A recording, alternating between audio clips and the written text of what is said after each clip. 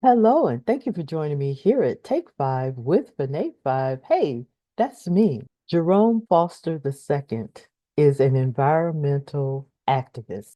He is the youngest person ever appointed to be a White House advisor, and you can probably guess who did it.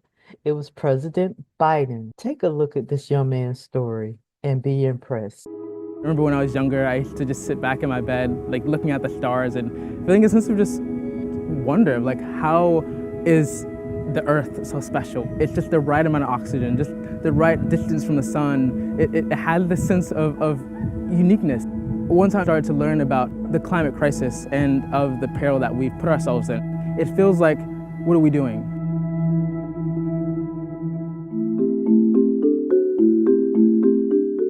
Being the youngest member of any body, it feels a bit intimidating entering it, but it felt very gratifying to see that the movement of over 10 million young people coming out from the climate strikes who turned out to vote, who organized in their communities and made it all happen, that we were being recognized by the White House and by the institution to show that our opinion and our voices mattered.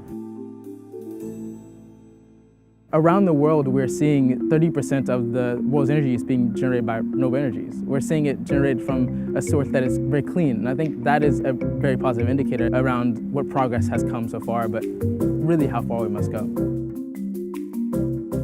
When we look at the next decade of 2030, I think the markers of success are quite clear. It's by seeing the emissions curve go down, by seeing communities at the front lines of the climate crisis being able to have access to infrastructure, access to education, access to real resources that support their survival. Really, it's about recognizing the communities that have been left behind for so long.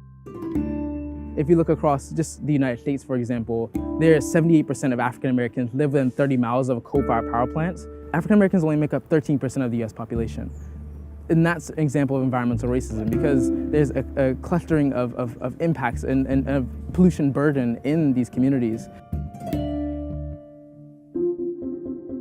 We've been in our phones in a digital era, and it has allowed us to slip into isolationism where we are so ingrained within our own lives, but we have to look up from our phones and wake up and see that there's a whole world that's dying and that we have to act and that we must act because we have been turning a blind eye for far too long.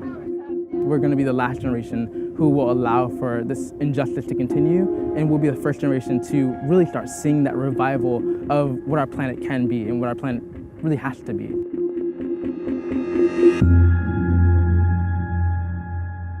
Thank you for joining me here at Take Five with Nate Five. Be blessed.